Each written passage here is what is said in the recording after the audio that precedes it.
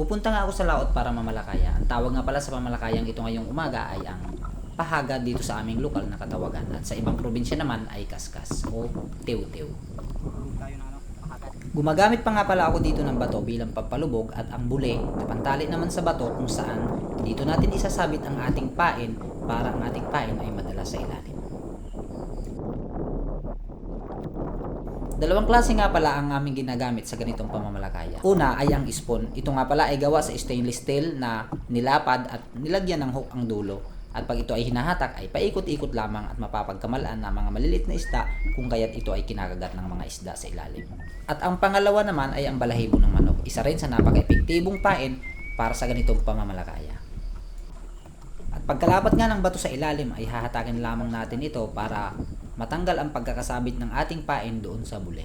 At dahan-dahan naman natin itong hatakin hanggang dito sa taas. Sa ganitong pamalakaya nga ay kailangan natin dito ng tiyaga. Tiyaga dahil paulit-ulit lang natin itong gagawin hanggang may kumagat dito sa ating pain.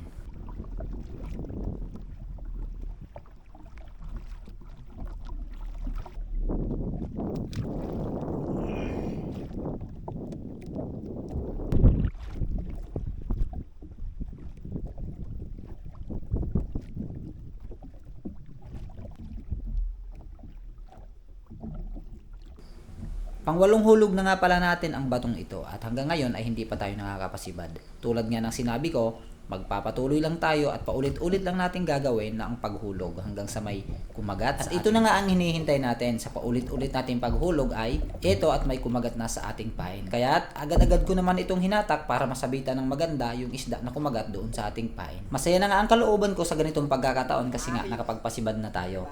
Ang hindi ko lang sigurado ay kung maisasampa ba natin ang isdang ito.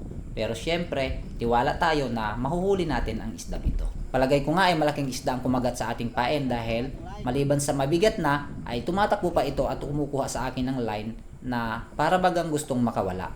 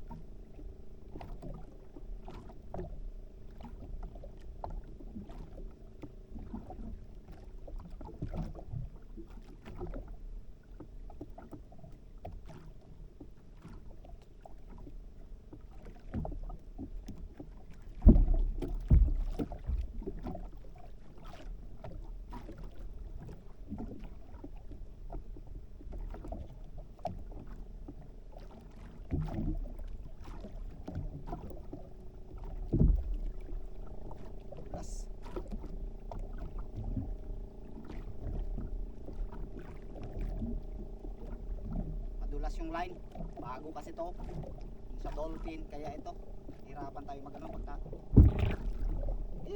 sa kamay.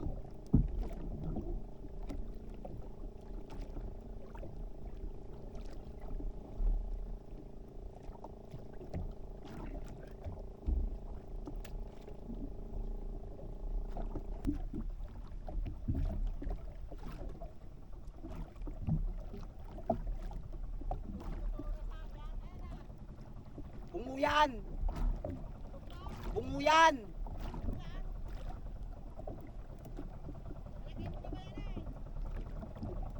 Kuya pa, pagkababa!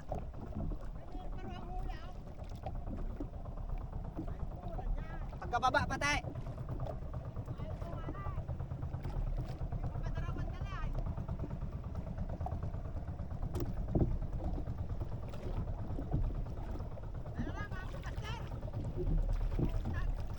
Bunguya!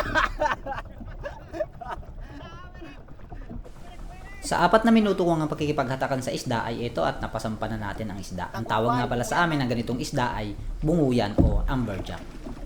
At sa aking tansya, ito ay nagtitimbang kulang-kulang 4 na kilo. At pagkatapos nga ito ay nag-ilang hulog na lang ako at nagdesisyon na ako na umuwi na. Kasi nga mataas na rin yung araw at medyo lumalakas na rin kasi ang hangin ng time na to. Kaya nagdesisyon ako na talagang umuwi na ng tuluyan. Hindi na nadagdagan yung isang piraso. Mainit na.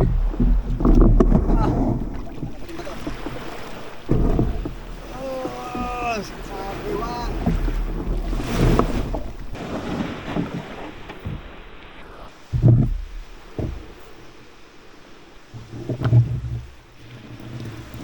Tatluhin oh.